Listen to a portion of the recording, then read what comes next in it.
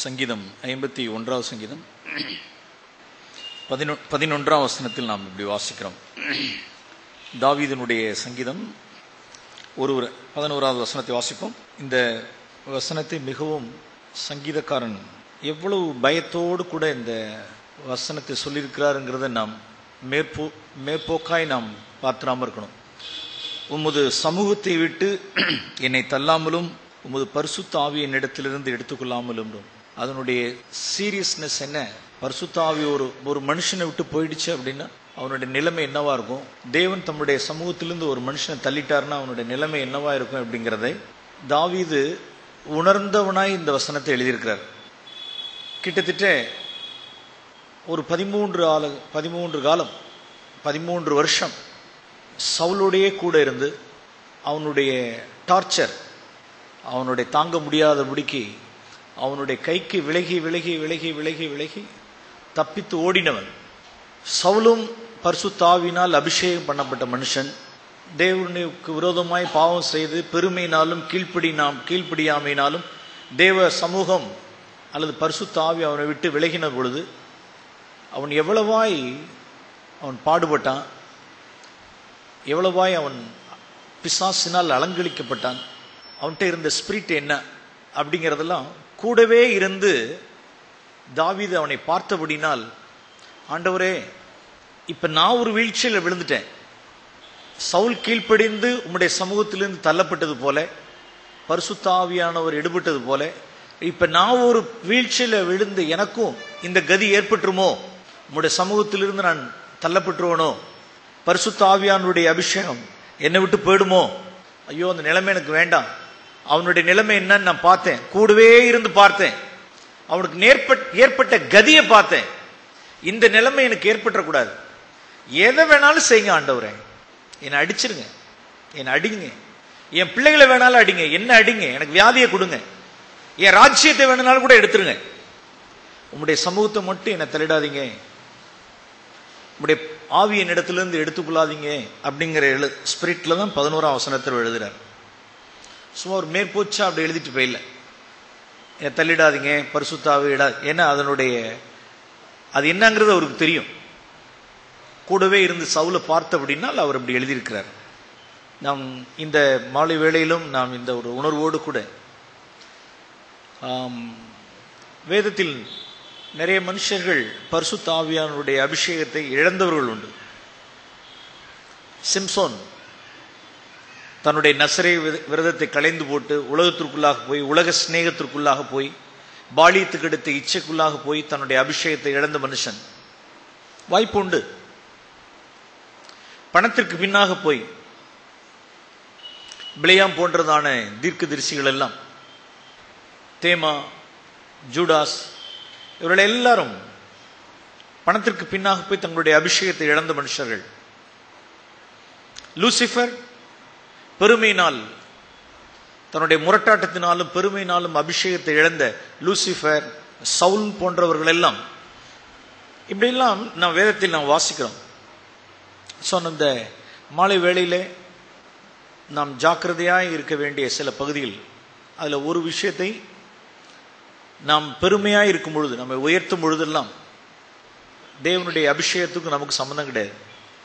உடனடியாக தாழ்த்தினோம். நாம் உயர்த்துகிற சூழ்நிலையெல்லாம் நம்மை தாழ்த்தி, ஆண்டவரே உங்களுடைய சமூகம் என்னை விட்டு போயிடக்கூடாது. நாம் சில காரியங்களெல்லாம் நாம் தியானிக்க இருக்கிறோம். நாம் கவனமாய் கவனிக்கும்படிக்கு உங்களை அன்போடு வேண்டுகிறேன். பரிசுத்த ஆவியானவருடைய அபிஷேகத்தை இழந்த ஒரு மனுஷனுடைய நிலைமையை நான் காண்பிக்க விரும்புகிறேன். முதலாவது, பரிசுத்த ஆவியானவருடைய அபிஷேகத்தை, அவருடைய சமூகத்திலிருந்து தள்ளப்பட்ட ஒரு மனுஷனுடைய நிலைமை என்னவா இருக்கும் என்பதை முதலாவது சவுலுடைய வாழ்க்கையில் இருந்து ஒரு சில காரியங்களை நான் காண்பிக்க விரும்புகிறேன். இவைகளெல்லாம் நமக்கு திருஷ்டாந்தமாய், என்னிடத்திலிருந்து அபிஷேகம் போயிடுச்சுன்னா நான் அந்த நிலைமைக்கு ஆயிடுவேன். பார்ப்போம். 1 சாமுவேல் 10 அதிகாரம். 1 சாமுவேல் 10 அதிகாரம். 1 சாமுவேல். பரிசுத்த ஆவியானவர் அவர் மேல் வருகிறதை நாம் 10 வசனத்தில் வாசிக்கிறோம். அவர்கள் அந்த மலைக்கு வந்த பொழுது இதோ தீர்க்கதரிசிகளின் கூட்டம் அவனுக்கு எதிராக வந்தது. அப்பொழுது தேவனுடைய ஆவி அவன் மேல் இறங்கிற்று என்று வாசிக்கிறோம். சவுல் மேல் தேவனுடைய ஆவி இறங்கினதினால் அவன் தீர்க்க தரிசனம் சொன்னான். சில பேர் பரிசுத்த ஆவியானுடைய அபிஷேகம் என் மேல் இருக்கு, நான் ஆவியை பெற்றவனா இருந்தால் என்ன ப்ரூஃப் அப்படின்னு நிறைய பேர் கேட்கிறாங்க. நான் பரிசுத்த ஆவி பெற்றேங்கிறதுக்கு என்ன proof?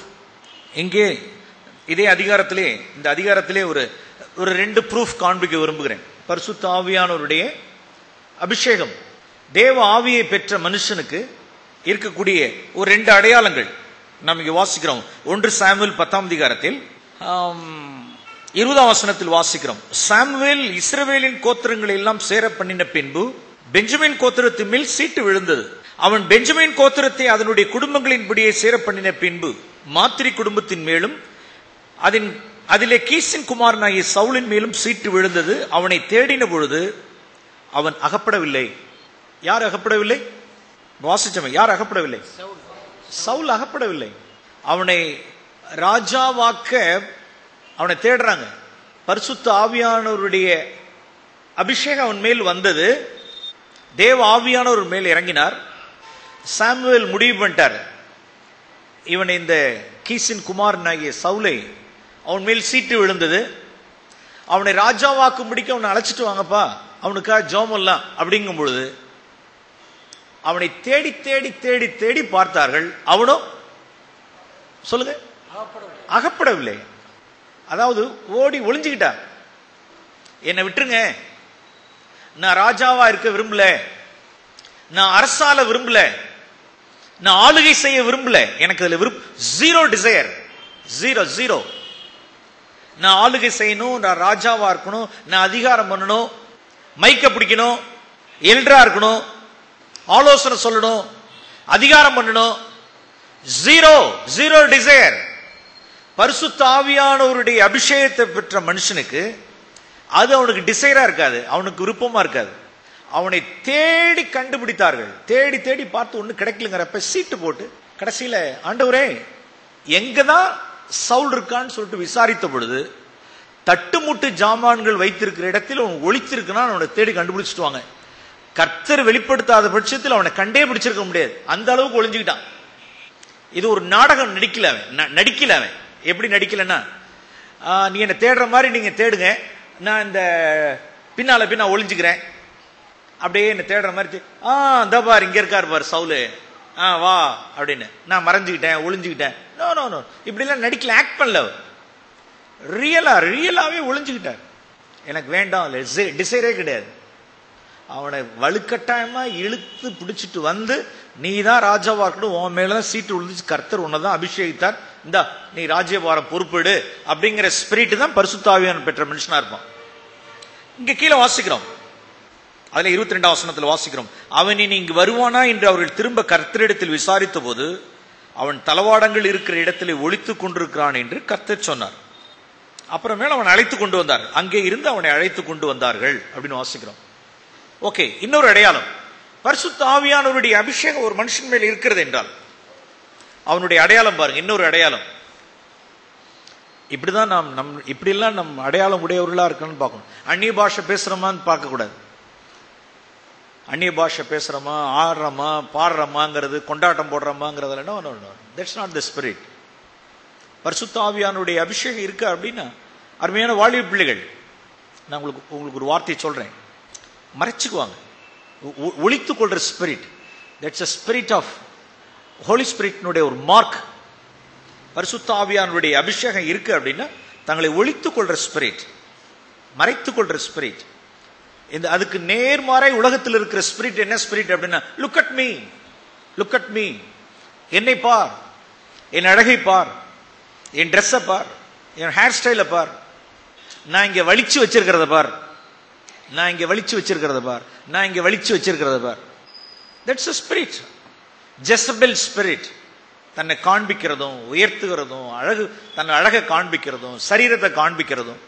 Look at me spirit, real godliness, மெய்யான தேவ பக்தி, தேவ சாயல், தூதர்களுடைய சாயல், குமாரனுடைய சாயல், பிதாவுடைய சாயல், பரிசுத்த ஆவியானவருடைய சாயல், தேவ மனுஷருடைய சாயல், பரிசுத்த ஆவி பெற்ற ஆணோ பெண்ணோ எந்த மனுஷனுடைய சாயலும் தன்னை ஒளித்துக் கொள்கிற ஸ்பிரிட். நான் காண்பிக்க கூடாது. சர்ச்சிலையும் சரி, சர்ச்சில் என்னை நான் காண்பிக்க மாட்டேன் ஆண்டவரே. இந்த ஷோ ஆஃப் ஸ்பிரிட்லாம் கிடையாது.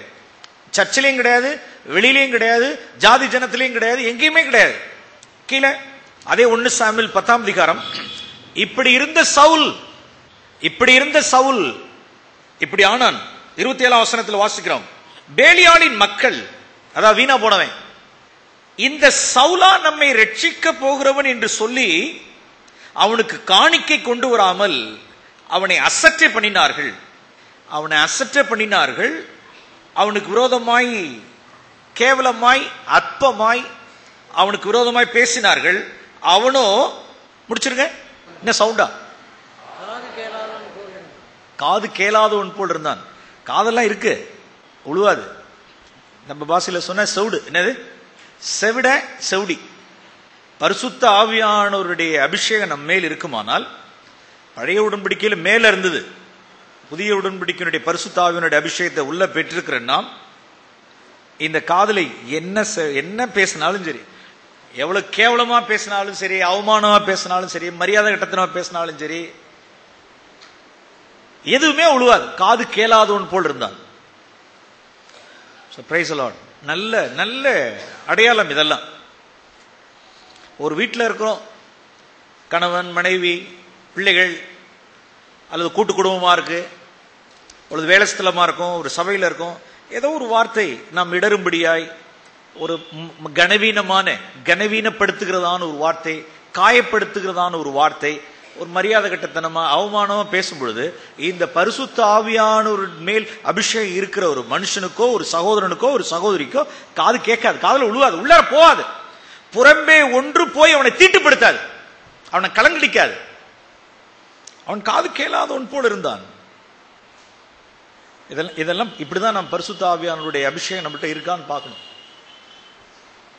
ஆனால் பரிசுத்த ஆவியானுடைய அபிஷேகம் போயிடுச்சுன்னு வச்சுங்க, என்ன நடக்குது பாரு. இதெல்லாம் காரியங்கள் எல்லாம் தலைகீழா நடக்கும். இப்ப தலைகீழா இருக்கும். இப்ப நாம் இங்க வாசிக்கிறோம், ஒரு இடையில கேள்வி கேட்போம் சிஸ்டர்ஸ், காது கேக்குதா? இப்ப காது கேட்கணும், கரெக்டா? இப்ப கரெக்டா கவனிச்சு கேட்டுக்கணும். இப்ப எது மிஸ் பண்ணிடக்கூடாது. எப்ப காது கேட்காத போல இருக்கணும்?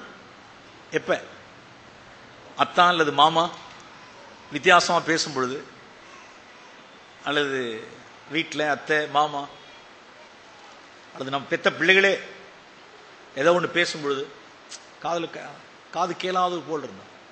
ரைட் ரைட் ரைட், அது உள்ளார போய் நம்மளை தீட்டுப்படுத்தவே கூடாது. அப்படின்னா அபிஷேகம் அர்த்தம். உள்ளார போய் புறம்பே இருந்து போகிறது, உள்ளார போய் நம்மளை கலங்கடிச்சு ஏதோ ஒரு நம்மளுடைய தாறுமாறு ஆக்குது. அப்படின்னா இக்கட லேது நகிகை. எது நகிகை?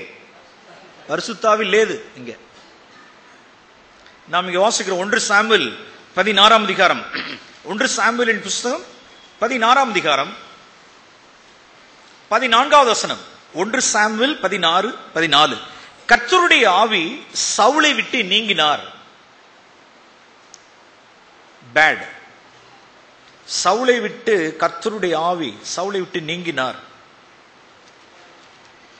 15ஆம் வசனம் கடைசியில, தேவனால் விடப்பட்ட ஒரு பொல்லாத ஆவி அவனை கலங்க பண்ணி கொண்டிருந்தது. It's a spirit of tormenting spirit. அவனை கலங்கடிச்சுக்கிட்டே இருந்தது. அவனுக்கு தூக்கம் கிடையாது. பரிசுத்த ஆவியானுடைய அபிஷேகத்தை இழந்த மனுஷன் அவனுடைய ஒரு அடையாளம். Restless spirit, no rest at all. அவனை குறித்து வேதம் சொல்லுகிறது. அப்போஸ்தலர் நடவடிக்கைகள் 13ஆம் அதிகாரம். அப்போஸ்தலர் நடவடிக்கைகள் 13ஆம் அதிகாரம். அப்போஸ்தலர் நடவடிக்கைகள் 13ஆம் அதிகாரம் 21ஆம் வசனம் வாசிப்போம். ஒரு சவுல் வாசிங்க. சவுல் இஸ்ரவேல் சமஸ்தானத்தை 40 வருஷ காலம் ராஜ்யபாரத்தில் இருந்தான். 40 years Saul's kingdom. 40 ஆண்டுகள். முதல் 2 ஆண்டுகள் பரிசுத்த ஆவியில் நிறைந்தவனாய், பரிசுத்த ஆவியினால் நடத்தப்படுகிறவனாய், தேவனுக்கு முன்பாக செம்மையானவனாய், மனத்தாழ்மை உள்ளவனாய், தன் கண்களில் சிறுமையானவனாய், தேவனுடைய யுத்தங்களை எடுத்து நடத்தினவனா 2 வருஷம் பரிசுத்த ஆவியினால் நடத்தப்பட்டான். இப்ப நம்ம வாசிச்சோமே, கர்த்தருடைய ஆவி சவுலை விட்டு நீங்கினார் அப்படின்னா 2 வருஷம் முடிஞ்சு போச்சு, அவ்வளவுதான். பாக்கி 38 வருஷம் ஆண்டாரே, 38 வருஷங்களாய் பரிசுத்த ஆவியானவருடைய அபிஷேகத்தை இழந்தவனாய், தேவனுடைய சமூகத்திலிருந்து தள்ளப்பட்டவனாய், ஒரு ராஜ்யபாரத்தில் 38 வருஷமா இருக்க முடியும் என்றால் சவுலுக்கு ஒரு எடுத்துக்காட்டு. சிம்பிளி ஆக்குபைட் தி ஸ்பேஸ், அந்த இடத்தை நிரப்பினான். 38 ஆண்டுகளும் தனக்கானதே தேடிட்டு இருந்த மனுஷன், 38 ஆண்டுகளும் அவனுக்கு தூக்கம் கிடையாது. 38 ஆண்டுகளும் டார்மெண்டிங் ஸ்பிரிட், ஒரு ஸ்பிரிட் அவனை கலங்கடிச்சுக்கிட்டே இருந்தது. அவனை ஒரு கொலகார ஆவி, அவனை கொல்லணும் கொல்லணும் கொல்லணும் கொல்லணும் கொல்லணும், தாவீதை கொல்லணும் தாவீதை கொல்லணும் தாவீதை கொல்லணும். தூக்கம் கிடையாது. சமயத்தில் அப்பப்ப அந்த உணர்வு வரும், சே நான் அப்படி தப்பு பண்ணிட்டேன்ல, நான் மௌனே தாவீதே மகனே நான் தப்பு பண்ணிட்டேன்டா, உன்னை கொல்றதுக்கு நான் தப்பு பண்ணிட்டேன், என் மகனேன்னு சத்தம் விட்டு அழுவதெல்லாம் சில பேர் அப்படி இருப்பாங்க. அப்படி ஆனா பரிசுத்த ஆவியானுடைய அபிஷேகத்தை பெற்றவர் சில பேர் இப்படி. சவுல் அவன் தலையில் அக்கினி தழலை குவித்தான். உன் சத்ரு பசியாயிருக்கும் பொழுது அவனுக்கு போஜனம் கொடு, அவன் தாகமாயிருந்தால் அவனுக்கு பானம் பண்ணு, அவன் தலையில் நீ அக்கினி தழலை நீ குவிப்பாயே. அப்படின்னு என்ன அர்த்தம் அப்படின்னா, அக்கினி தழலை நெருப்பு குவிக்கிறது இல்லை, நோ நோ, தட் இஸ் அன்பின் அக்கினி. அன்பின் அக்கினி தழலை குவித்த மனுஷன் தாவீது. அப்படியே அந்த அக்கினி தழல், அந்த அன்பின் அக்கினி அவன் தலையில் அவனுக்கு நன்மை செய்யும் பொழுதெல்லாம், இப்ப நான் உன்னை கொன்றிருக்கலாம், உன்னை நான் காலி பண்ணிருக்கலாம், உன் தலையை நான் வாங்கி இருந்திருக்கலாம், ஓகே உனக்கு நான் நன்மையே செய், நீ எனக்கு தீமை செய்யற, உனக்கு நான் நன்மையே செய்யறேன். அப்படி நன்மை செஞ்சுக்கிட்டு இருந்த அப்படின்னால் எப்பெல்லாம் நன்மை செய்யறானோ அப்பெல்லாம் அவன் தலையில் ஒரு அன்பின் அக்கினி தழலை குவிக்கும் பொழுது அவன் உடனே கன்விக்ட் ஆயிடும். ஐயோ நான் தப்பு பண்ணிட்டேன், என் மகனே நான் தப்பு பண்ணிட்டேன், நீ நல்லா இருப்படா, நீ நல்லா இருப்ப அப்படின்ட்டு போயிடுவான். அது எவ்வளவு நேரத்துக்கு அந்த உணர்வு? 3 நாள். மறுபடியும் டார்மெண்டிங் ஸ்பிரிட், அவனை கலங்கடிக்கிற ஸ்பிரிட், அவனை கொல்லணும் கொல்லணும் கொல்லணும், துன்மார்க்க வெறி. சவுலுடைய காரியம் அது. சில பேர் பணம் அவர்களை கலங்கடிச்சுட்டே இருக்கு. பரிசுத்த ஆவியானவருடைய அபிஷேகத்தை ஒரு மனுஷன் இழக்கிறான், வெளியில போறான் அப்படின்னா அந்த ஸ்பிரிட் அவனை கலங்கடிச்சுக்கிட்டே இருக்கும். மணி ஸ்பிரிட், மணி காட் அவனை டார்மெண்டிங்.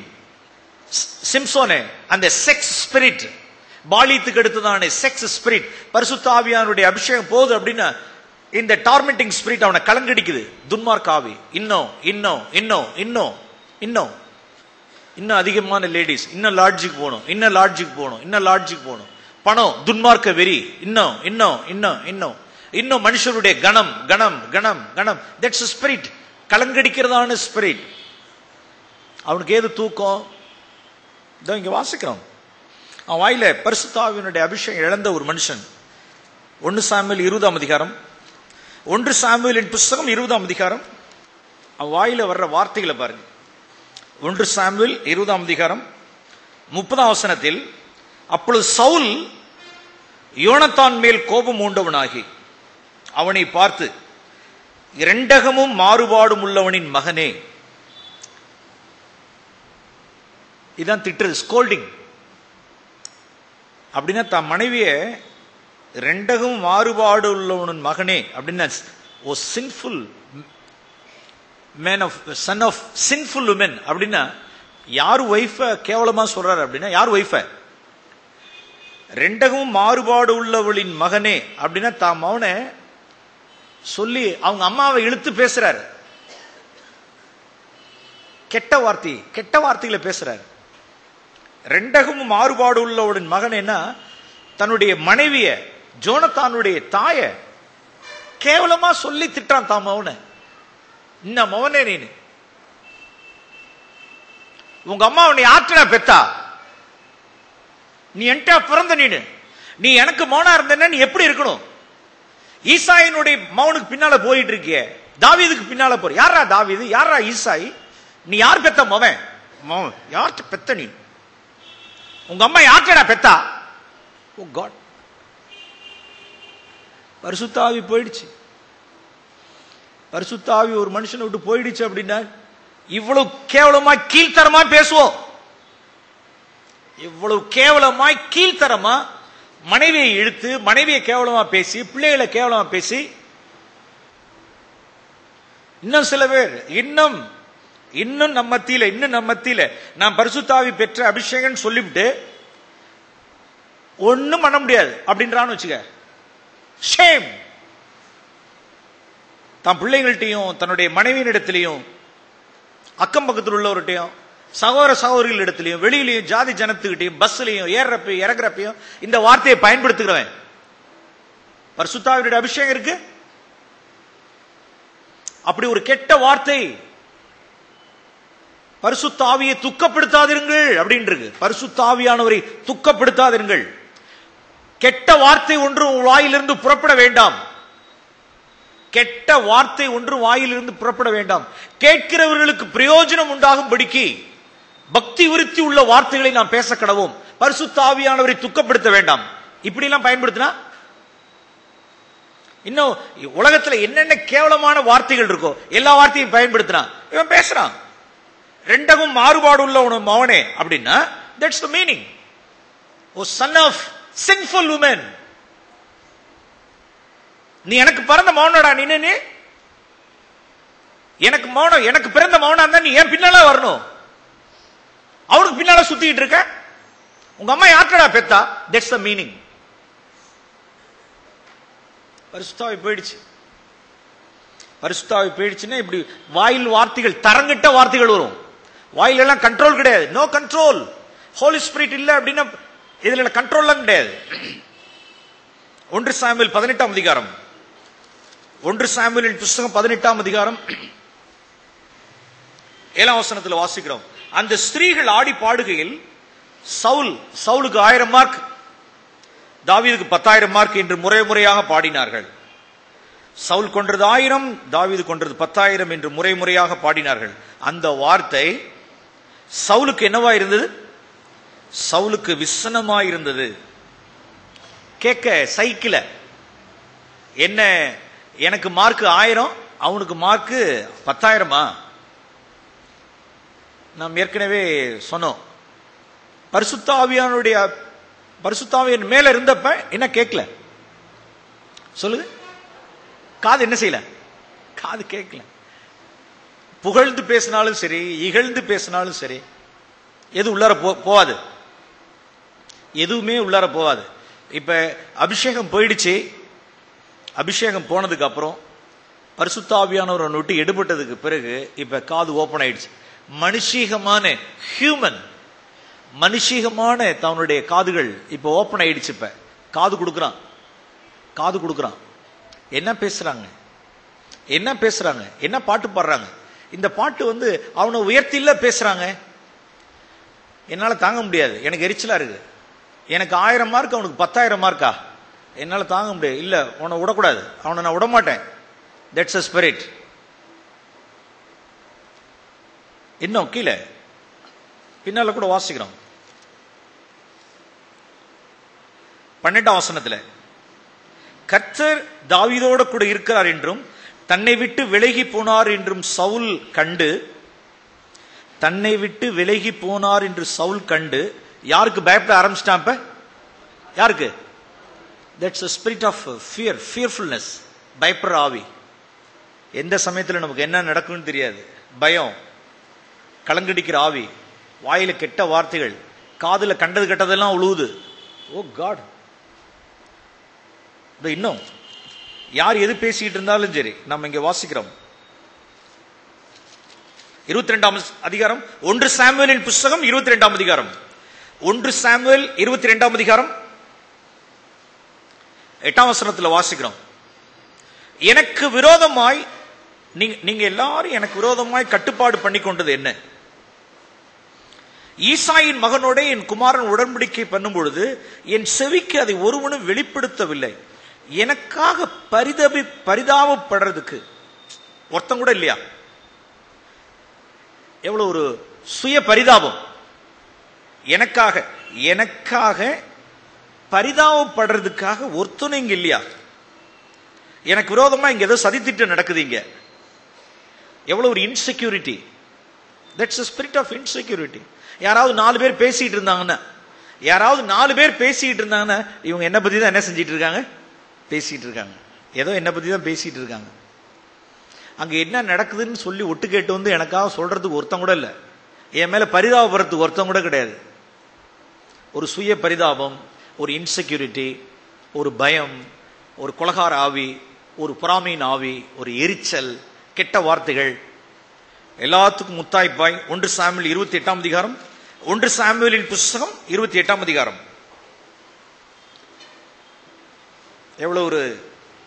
எவ்வளவு வேதனையோடு கூட சொல்ற ஒரு வார்த்தை. 1 சாமுவேல் 28. சாமுவேல் சவுலை நோக்கி, 1 சாமுவேல் 28:15, நீ என்னை எழும்பி வர பண்ணி என்னை கலைத்தது என்ன என்று கேட்டான். அதற்கு சவுல், நான் மிகவும் நெருக்கப்பட்டிருக்கிறேன். பெலிஸ்தர் எனக்கு விரோதமாக யுத்தம் பண்ணுகிறார்கள். தேவனும் என்னை கைவிட்டார். அவர் தீர்க்கதரிசிகளினாலாவது சொப்பனங்களினாலாவது எனக்கு மறு உத்தரவு அருளுகிறதில்லை. நான் செய்ய வேண்டியதை நீர் எனக்கு அறிவிக்கும்படிக்கு உம்மை அழைப்பித்தேன். அதற்கு சாமுவேல், கர்த்தர் உன்னை விட்டு விலகி உனக்கு சத்ருவாய் இருக்கும் பொழுது நீ என்னிடத்தில் கேட்பானேன். 18ஆம் வசனம், நீ கர்த்தருடைய சொற்கேளாமலும் அமலேக்கின் மேல் இருந்த அவருடைய கோபத்தின் உக்கிரத்தை தீர்க்காமலும் போனபடினால் கர்த்தர் இன்றைய தினம் உனக்கு இந்த பிரகாரமாக செய்தார். பிரியமானவர்களே, தேவனிடத்திலிருந்து ஒரு டைரக்ஷன் கூட கிடையாது. பரிசுத்த ஆவியானவரை ஒருபோது நாம் என்ன செஞ்சிட வேண்டாம், நாம் எந்த சூழ்நிலையிலும் இழந்துட வேண்டாம், ஒருபோதும் இழக்க வேண்டாம். அதை நாம் தக்க வைத்துக் கொண்டே இருக்கணும். அதை நாம் எந்த சூழ்நிலையில், ஆண்டவரை நான் விட மாட்டேன். அவர் போயிட்டார் அப்படின்னா டைரக்ஷனே கிடையாது. தேவன் என்னை கைவிட்டார், எனக்கு டைரக்ஷன் தெரியல, எனக்கு மறு உத்தரவு இல்லை, நான் இப்ப என்ன செய்யணும், பெலிஸ்தர்கள் மேல வர்றாங்க, நான் அடுத்து என்ன செய்யணும், what should I do next, எனக்கு தெரியல. ஒரு தீர்க்கதரிசியிடத்திலிருந்து நான் போய் கேட்க முடியல, ஒரு சொப்பனம் இல்ல, ஒரு தேவனுடைய வார்த்தை இல்லை, எனக்கு டைரக்ஷன் கிடைக்கல, நான் இப்ப என்ன செய்யணும்னு எனக்கு தெரியல. ஒரு கிரிட்டிக்கலான ஒரு ஜங்ஷன் நாளைக்கு நாம் நிற்கும் பொழுது தேவன் ஆகடியம் பண்ணுவார், விட்டுருவார், நீ நெல்லு அப்படின்னு. என்னை அலட்சியம் பண்ணிட்டேன், என்னை அல்ல தட்டிட்டேன், என் ஆவி அவித்து போட்டேன், வேதனை உண்டாக்கும் வழிகள் உனக்கு நான் சுட்டி காண்பிச்சுக்கிட்டே இருந்தேன். இது வேதனை உண்டாக்குற, என்னை துக்கப்படுத்துற, என் ஆவியை நீ அவித்து போட போறேன், என்னுடைய அபிஷேகத்தை இழக்க போறேன், ஜாக்கிரதை சொல்லிட்டே இருந்தேன். அப்படின்னு அசட்டை பண்ணிட்டே இருந்தேன். ஓகே, கோ அஹெட், நீ வழியில போ. எல்லா பயப்படுற ஆவியும், எல்லா கொலகார ஆவியும், எல்லா பொறாமையினுடைய ஆவியும் தேவனிடத்திலிருந்து ஒரு டைரக்ஷன் இல்லாதபடிக்கு திக்கு முக்காடிட்டு இருந்தான். என்ன செய்யறதுன்னு எனக்கு தெரியல. எந்த அஞ்சனம் பார்க்கிறவர்கள் குறி சொல்லுகிறவர்களை துரத்தி விட்டு இருந்தானோ அதே அஞ்சனம் பார்க்கிறவர்களிடத்தில் கடைசியில போய் நீங்களாவது எனக்கு ஹெல்ப் பண்ணுங்க. என்ன ஒரு பரிதாபம். அப்படியே இந்த நிலைமை அவனுக்கு ஏற்படணும். சிம்பிள், அவனுடைய பெருமை. நாம் இங்க வாசிக்கிறோம் 1 சாமுவேல், அந்த சாமுவேல் அண்டர்லைன் பண்ணி காண்பிக்கிறார். 1 சாமுவேலின் புஸ்தகம், இதெல்லாம் அவனுடைய காரியங்களை நாம் பார்க்கிறோம். 1 சாமுவேலின் புஸ்தகம் 15ஆம் அதிகாரம், 1 சாமுவேல் 15ஆம் அதிகாரம்,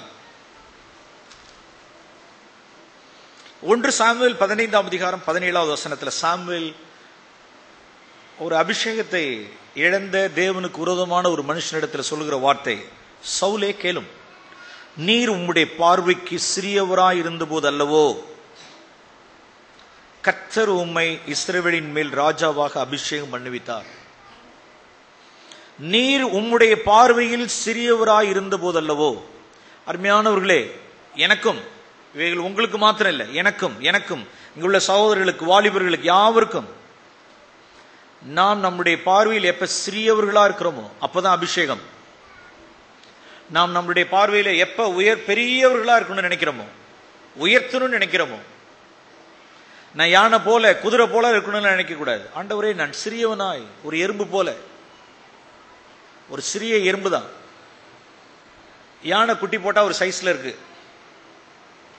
அது வயசு ஆக ஆக வளர வளர வளர வளர அது வருஷங்கள் ஆக ஆக சைஸ்ல இப்படி போயிட்டே இருக்கும். அப்படி எத்தனை வருஷம் ஆனாலும் எறும்பு என்னதான் சொல்லுங்க, சைஸ் என்னதான். சொல்லுங்க, எறும்பு சைஸ் எவ்வளோ? இவ்வளவுதான். இவ்வளவுதான் அப்படின்னா அதனுடைய மேக்னிடியூடெல்லாம் நம்மளால கண்டுபிடிக்க முடியல. அது பிறந்து வெளியில வர்றப்ப என்ன சைஸோ, அது பூமியில எவ்வளவு நாள் இருக்கோ அன்னைக்கு அதான் சைஸ். எத்தனை வருஷம் ஆனாலும் சைஸ் அதே தான். ஆனா யானெல்லாம் அப்படி கிடையாது. நான் உள்ளார நுழையிறப்ப வேணும்னா என்ன இம்மா சைஸா இருக்கலாம். இன்னைக்கு நான் வந்து I become senior sister, senior brother, எனக்கு இத்தனை வயசு ஆயிடுச்சுல, நான் இம்மா சைஸ் ஆயிட்டேன் அப்படின்னா பினிஷ், அவ்வளவுதான். ஆல்வேஸ் நம்மளுடைய சைஸ் சின்னதுதான். நான் எறும்பு தான், நான் எறும்புன்னு ஒத்துக்கிறேன். ஆனா நான் கொஞ்சம் ஸ்பெஷல், கட்டெரும்பு சைஸ் கொஞ்சம் என்னது, நான் இருக்கிறதுலே நான் கொஞ்சம் பெரிய சைஸ், கொஞ்சம் பெருசு, நான் கொஞ்சம் சைஸ்ல பெரிய ஆளு அப்படின்னா வேற வழியில ஒத்துக்கிறேன். யானெல்லாம் கிடையாது, குதிரை கிடையாது, நான் எறும்பு தான். ஆனாலும் நான் வந்து கொஞ்சம் கட்டெரும்பு, இவ்வளவு பெரிய சைஸ், நான் ராஜா எறும்பு, ராணி எறும்பு அப்படின்னா. ராணி எறும்பு ராஜா எறும்புக்கெல்லாம் இங்க வேலை கிடையாது. தேவன் சீட்டு கிழிச்சிருவார், அபிஷேகம் இல்லை. ஆண்டவரே, நான் உம்முடைய பார்வையில் எப்பொழுதும் உள்ளார நுழைஞ்ச முதல் நாள் மட்டும் கடைசி மட்டும் நான் நம்முடைய பார்வையில், நம்முடைய சிந்தையில், நம்முடைய எண்ணத்துல சிறியவனாகவே இருக்கிறது. அந்த அபிஷேகம் இருக்கும். இவனுடைய ப்ராப்ளம் தன்னுடைய பார்வை 2 வருஷத்துல ஒரு நாளில் ஒரு டைம்ல என்னை விட்டுருங்க அப்படின்னு தட்டுமுட்டு ஜாமான்கள் இருக்கிற இடத்துல ஓடி ஒளிஞ்சுகிட்டதான சவுல் ஒரு காலகட்டத்தில், நீர் என்னை என் ஜனங்களுக்கு முன்பாக, மூப்பர்களுக்கு முன்பாக என்னை கனம் பண்ணுங்க, வந்து எனக்கா ஜெபம் பண்ணுங்க, நீங்க என்னோட கூட இருக்கீங்கிறது ஜனங்களுக்கு காண்பீங்க, வாங்க. அபிஷேகம் போயிடுச்சு. That's a danger. நாம் ஒரு 2 நிலைமையை மட்டும் நாம் மறக்க கூடாது. நான் உங்களுக்கு இதை காண்பிக்க விரும்புகிறேன்.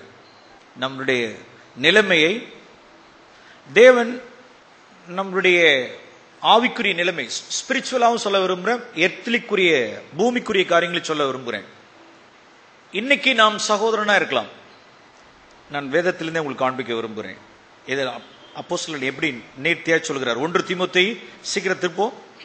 1 தீமோத்தேயின் புஸ்தகம் 1ஆம் அதிகாரம், 1 தீமோத்தேயின் புஸ்தகம் 1ஆம் அதிகாரம் 13ஆம் வசனம். We should not forget நம்மளுடைய ஆரம்பத்தை, நம்மளுடைய ஆதி நிலையை நாம் மறந்துடக்கூடாது. 1 தீமோத்தேயு 1ஆம் அதிகாரம் 13ஆம் வசனத்தை நான் வாசிக்கிறேன். முன்னே நான் தூஷிக்கிறவன், முன்னே நான் துன்பப்படுத்துகிறவன், முன்னே என் மனைவியை நான் அடிக்கிறவன், முன்னே நான் குடிகாரன், முன்னே நான் தகாத உறவுகளை வைத்திருந்தவன், முன்னே லஞ்சம் வாங்குறவன், முன்னே நான் திருடுகிறவன்,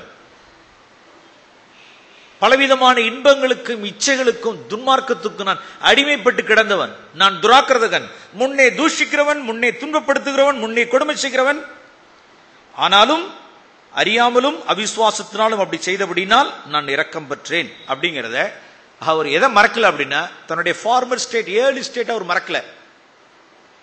இன்னைக்கு நீ பெரிய அப்போஸ்தலனாச்சு அப்படின்னா, நான் அப்போஸ்தலனா, அது நான் இல்லப்பா, நீ வேற. நீங்க இத்தனை சபைகளை ஸ்தாபிச்சீங்களா? அதெல்லாம் நான் இல்லப்பா. நீர் அப்போஸ்தலராமே, 14 நீங்க 3ஆம் வானத்துக்கு போயிட்டு வந்தவராமே, இத்தனை சபைகளை ஸ்தாபித்தீராமே, இவ்வளவு புக் எழுதினீராமே, அதெல்லாம் நான் இல்ல. No, I am not. நான் அந்த பர்சன் கிடையாது. எனக்குள்ள இருக்கிற கிருபை, நான் இல்ல. அது நான் அல்ல. நான் அப்படி அப்போஸ்தலனா இருக்கிற தேவனுடைய கிருபை. நான் சபையை ஸ்தாபித்தது தேவனுடைய கிருபை, சபைக்கு ஊழியம் செய்கிற தேவனுடைய கிருபை, நான் அல்ல. நான் முன்னே தூஷிக்கிறவன், நான் முன்னே ஒருபோதும் மறவாதவன். நான் எங்க இருந்து வந்தேன் அப்படிங்கறது மறந்துடக்கூடாது. நான் எங்க இருந்து வந்தேன். இன்னைக்கு தேவன் நம்மை ஒரு ஸ்தானத்தில், ஒரு ஆவிக்குரிய ஸ்தானத்தை கொடுத்து, ஒரு ஆவிக்குரிய ஒரு அழகை கொடுத்து, ஆவிக்குரிய அந்தஸ்தை கொடுத்து, ஆவிக்குரிய ஸ்பிரிச்சுவல் டிக்னிட்டியை கொடுத்து, ஒரு மேன்மையான இடத்துல வச்சு உட்காரும் பொழுது ஐ எம் சம்திங். நோ, நான் ஒரு ஆளு, நான் இப்படி இருக்கேன், நான் இருப்பது தேவனுடைய கிருபை. நான் ஒரு சகோதரனா இருக்கிற தேவனுடைய கிருபை. நான் உங்க ஊழியம் செய்யற தேவனுடைய கிருபை. சகோதரிகளுக்கு மட்டும்தான், எல்லாருக்கும், ஆல் ஃபார் ஆல். நான் யாருங்கிறது எனக்கு தெரியும் ஆண்டவர். என்ன நான் முன்னே நான் எங்க இருந்தேன், எந்த குட்டையில கிடந்தேன், எந்த உலையில கிடந்தேன், எந்த பாவ கிடங்கள் சிக்குண்டு கிடந்தேங்கிறது எனக்கு தெரியும், தேவனுக்கு தெரியும். இன்னைக்கு நான் இருக்கிற தேவனுடைய கிருபை, நான் மறந்து போக மாட்டேன். இந்த ஸ்பிரிட் வந்து ஹோல் பைபிள்ல இந்த ஸ்பிரிட். நான் ஒன்னு ரெண்டு காண்பிக்க விரும்புகிறேன். ஆதியாகமம் புஸ்தகம் 41ஆம் அதிகாரம். That's not the spirit. New டெஸ்டமெண்ட்ல மாத்திரம் இல்லை, ஓல்ட் டெஸ்டமெண்ட் நியூ டெஸ்டமெண்ட்ல எல்லாத்துலயும் இந்த ஸ்பிரிட். ஆதியாகமம் புஸ்தகம் 41ஆம் அதிகாரம். First encounter. ஜோசப்பை ஜெயில இருந்து அழைச்சிட்டு வராங்க. யோசேப்பை அந்த பானபத்திரக்காரனுக்கு உண்டான அந்த கனவு காரியங்கள் எல்லாம் சொல்லி கிள்ளி பிடிச்ச பிறகு பார்வோனுடைய கனவை தெரிவிக்கிறதுக்காக ஃபர்ஸ்ட் என்கவுண்டர் ஜோசப் அழைச்சிட்டு வந்து நிப்பாட்டுறாங்க. ஆதியாகமம் புஸ்தகம் 41ஆம் அதிகாரம் 14ஆம் வசனத்திலிருந்து வாசிக்கிறேன். ஆதியாகமம் 41:14. பார்வோன் யோசேப்பை அழைப்பித்தான். அவனை ஜெயிலிருந்து அழைத்து கொண்டு வந்தார்கள். அவனுக்கு சவரம் பண்ணி டிரெஸ் எல்லாம் மாத்தி பார்வோனிடத்தில் வந்தான். 15ஆம் வசனம். பார்வோன், எகிப்தினுடைய பார்வோன் ஃபர்ஸ்ட் ஜோசப் பார்த்து கேட்கிறார், எப்பா நான் ஒரு சொப்பனம் கண்டப்பா, அதன் அர்த்தத்தை யாருமே எனக்கு சொல்றதுக்கு ஒருத்தரும் இல்லை. உன்னை குறித்து நான் இப்படி கேள்விப்பட்டேன். ஐ ஹர்ட் அபவுட் யூ. உன்னை குறித்து நான் இப்படி கேள்விப்பட்டிருக்கேன். நீ ஒரு சொப்பனத்தை கேட்டால் அதனுடைய அர்த்தத்தை சொல்வியாமே. I heard about you. உடனே அடுத்த வார்த்தை யோசேப்ல இருந்து வர்ற வார்த்தையை பாருங்க. ஜெயில இருந்து வர்றான். ஜெயில இருந்து வந்து குளிப்பாட்டி அவனுக்கு ட்ரெஸ் ஷேவிங்லாம் பண்ணி ட்ரெஸ் மாட்டி விட்டு பார்வோனுக்கு முன்பாக இப்படி போய் நிக்கணும் அப்படிங்கிறப்ப தி ஃபர்ஸ்ட் என்கவுண்டர், முதல் சந்திப்பு. ஓ நீதான் ஜோசஃபா? ஓகே, நீ ஒரு கனவுக்கு ஒரு விளக்கம் சொல்லணும்னு உன்னை குறித்து நான் கேள்விப்பட்டேன். வருது பாருங்க. இருதயத்தின் நிறைவினால் எது பேசும்? இருதயத்தின் நிறைவினால் வாய் பேசும். எப்படி பேசுது பாரு. யோசேப்பு பார்வோனுக்கு பிரதித்திரமாக, நான் அல்ல, நான் இல்லைங்க, காட், தேவனே, தேவனே மங்களகரமான உங்களுக்கு உத்தரவு அருளி செய்வார். நாட் ஹேண்ட், நான் இல்ல, காட். அந்த கான்சியஸாவே இருக்கு. அவனாலதான் சொல்ல முடிஞ்சிச்சு. 38ஆம் வசனத்துல, 38ஆம் வசனம் அதே ஆதியாகமம் புஸ்தகம் 41ஆம் அதிகாரத்தினுடைய 38.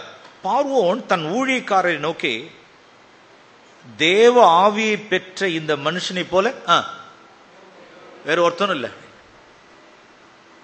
தேவ ஆவியை, நம்ம சகோதரர்கள் சொல்ற பாஷை கிடையாது. ஒரு ஹீத்தன் கிங், ஒரு புறஜாதியான ஒரு ராஜா, எகிப்தினுடைய பார்வோன்னு சொல்றான் இவனை பார்த்து. இவன் தேவ ஆவியை பெற்ற மனுஷன். இவன் he has the spirit of God. இவன் தேவ ஆவியை பெற்ற மனுஷன் அப்படிங்கறத ஒண்ணு வெளியரங்கமாவது உனக்கு. யாருக்கு அந்த தேவ ஆவியை பெற்ற மனுஷன்? எப்ப அவனுடைய ஒரு குணாதிசயம், அவனுடைய அடையாளம் என்ன? ஆல்வேஸ் தி ஸ்பிரிட். நான்ல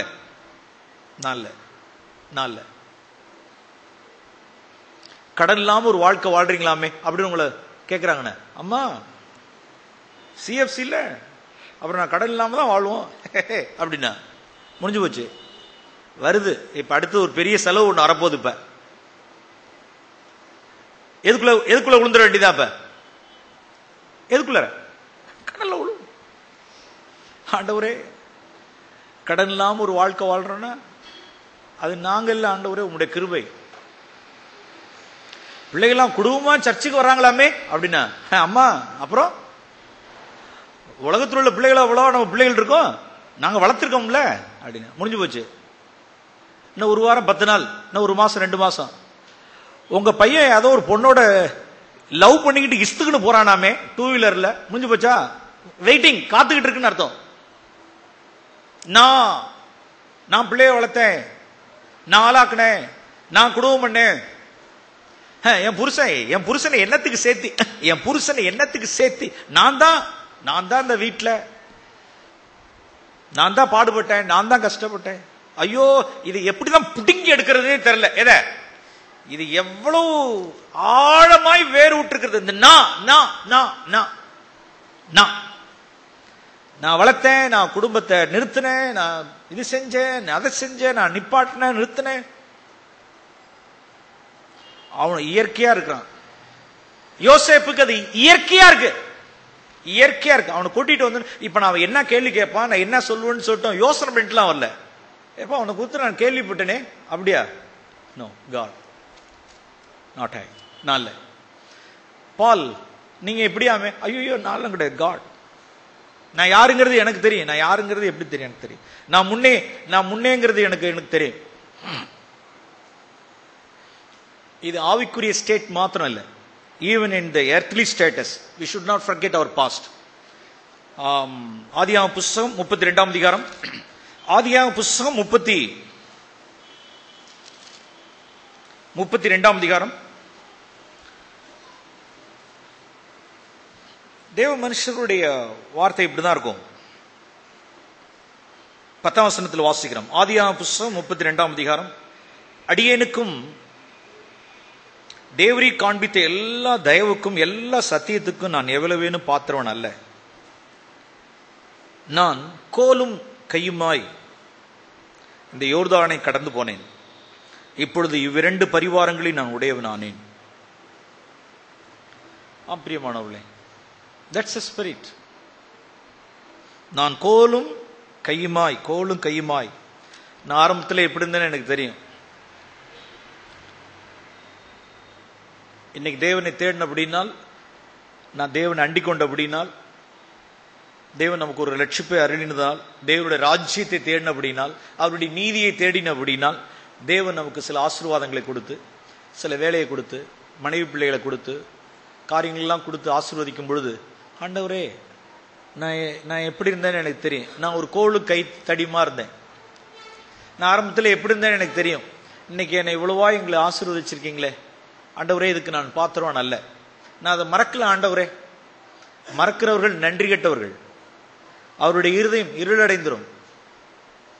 நன்றி இல்லாத ஒரு இருதயம் இருளடைஞ்சிடும். கண் சொருகி போன குருடர்கள். ஆண்டவரே, என்னுடைய பூமிக்குரிய நிலைமையா இருந்தாலும் சரி, என்னுடைய ஆவிக்குரிய நிலைமையில இருந்தாலும், நான் முன்னே அதுல எப்படி இருந்தேன், முன்னே பூமிக்குரிய லெவல்ல எப்படி இருந்தேன், இன்னைக்கு எப்படி இருக்கிறேன். எல்லாம் உடைய இரக்கம், தயை, இவைகளுக்கு நான் எவ்வளவு வேணும் பாத்திரம் அல்ல, நான் அல்ல, நீரே நீரே நீரே நீரே. இந்த ஸ்பிரிட் யார்கிட்ட இல்ல? சவுல்ட்ட இல்ல. 2 வருஷம் யோக்கியமா லட்சணமா ஒரு அரசனாய் ராஜாவாய் இருந்து ஆண்டது 2 வருஷம். அதுக்கப்புறம் பித்து தலைக்கு ஏறிடுச்சு. நான் ஒரு ஆளு, ஐ எம் சம்திங், நான் ஒரு ராஜா, எனக்கு ஒரு பொசிஷன், எனக்கு ஒரு கணம். நான் முன்னாடி எப்படி இருந்தேன் எல்லாம் மறந்துட்டு கடைசியில ஐ எம் சம்திங் நினைக்கும் பொழுது தேவ சமூகம் அவன் விட்டு போயிடுச்சு. அவன் கீழ்ப்படியாதவனாய் மாறினான். நாம் ஜாக்கிரதையில் உள்ளவா இருப்போம். ஒருபோதும் இதெல்லாம் பார்த்துட்டு தான், அவனுடைய லைஃபை பார்த்துட்டு தான் தாவீதுக்கு ஒரு ஜெபம் பண்ணார். ஆண்டவரே, உமது சமூகத்தை விட்டு என்ன செஞ்சிடாதீங்க, என்னை தள்ளிடாதீங்கப்பா. சவுல் செஞ்சது சாதாரண சின்ன விஷயம், நான் செஞ்சது பெரிய விஷயம். அவன் அவ்வளவு பயந்து கிடந்தான். சாதாரண அமலேக்கியர்களுடைய ஆடு மாடை அடிச்சுட்டு வராம இருந்ததுக்கே இவ்வளவு காரியம் ஆயிடுச்சுன்னா, நான் ஒரு புருஷனை கொண்டுட்டு ஒருத்தனுடைய மனைவியை நான் தீட்டுப்படுத்தினேனே, எனக்கு நடக்க வேண்டிய எவ்வளவு எனக்கு சம்பவிக்கணும், நான் என்ன போதோ தெரியல, என் சீட்டு கிளிய போகுது, தேவன் என்னை தள்ள போறார், என்னை அபிஷேகத்தை விட்டு என்னை எடுக்க போறார், நான் எந்த கேவலமா போறேங்கிறது பயந்து நடுங்கிட்டு அவன் இருதயம் ஃபுல்லா நிரம்பி இருந்ததுனாலதான், உமது சமூகத்தை விட்டு என்னை தள்ளிடாதீங்க, என்ன வேணாலும் பண்ணுங்க, என்ன வேணாலும் பண்ணிடுங்க, உங்களுடைய அபிஷேகத்தை எடுத்துடாதீங்க. சத்தம் போடாம போயிட்டாரு. அந்த பிள்ளை செத்து போச்சு, சத்தம் போடாம போயிட்டார். ஆண்டவரே, எது நடந்தாலும் நடக்கட்டும், உங்களுடைய அபிஷேகம் மட்டும் என்னை விட்டு எடுத்துட வேண்டாம். நாம் ஜாக்கிரதையில் உள்ளவா இருப்போம். வாலிப ஸ்திரீகளுக்கு சொல்ல விரும்புகிறேன். சமீபமாய் மேடம் கயான் அவருடைய வாழ்க்கை சரிதையில் ஒரு சில காரியங்களை நான் படித்தேன். அவர்களுக்கு ஒரு 3 மாசத்துக்கு முன்னதாக, 2 மாசத்துக்கு முன்னால மேடம் கயானுடைய ஆர்டிகிள் ரத்னகுமார் பரலோக பொக்கிஷன் போட்டிருந்தார். இந்த ட்ரிப்பும் கர்த்தரின் தீபங்கள்னு சொல்லிட்டு மேடம் கயானுடைய வாழ்க்கையில் இருந்து ஒரு 1-2 காரியங்கள் பிரதர் வெளியிட்டதை நான் பார்த்தேன். சந்தோஷமா இருந்தது. நான் கூட அவருடைய ஆர்டிகிளை படித்தேன். அந்த அம்மா எவ்வளோ ஒரு ஸ்பிரிச்சுவலாக ஒரு ஆவிக்குரிய லேடியாக இருந்திருக்கிறாங்க.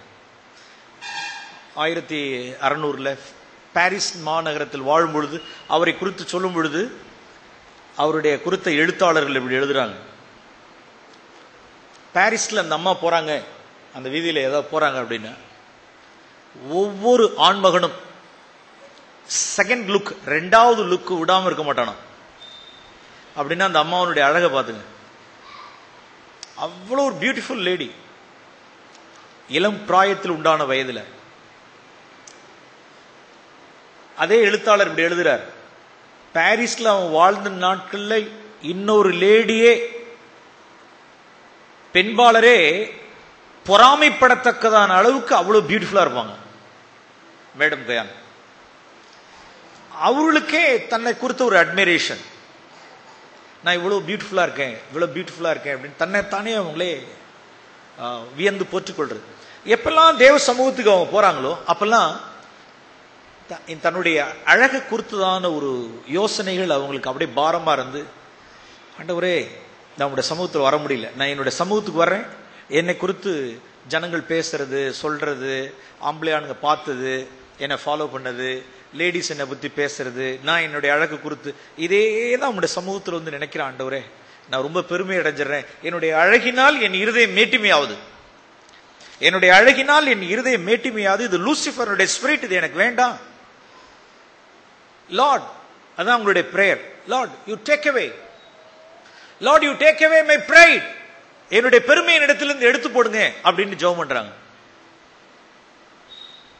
அப்புறம் தேவனுடைய சமூகத்துக்கு போவாங்க, ஆண்டவரே Lord take away my pride from my heart, என்னுடைய இருதயத்திலிருந்து என்னுடைய பெருமையை எடுத்து போடுங்க. ஒரு தடவை, ரெண்டு தடவை, பல தடவை, பல மாதங்கள் ஜெபம் பண்ணிட்டே இருப்பாங்க, ஒண்ணுமே இல்லை. பெருமையினால ரொம்ப கஷ்டப்பட்டாங்க. தான் பெருமையா இருக்கேன், என்னுடைய அழகினால் என் இருதயம் மேட்டிமை அடையுதுன்னு சொல்லிட்டு தன்னை குறித்து நிறைய போராடி ஒரு நாள் ஆண்டவரிடத்துல, போங்க ஆண்டவரே,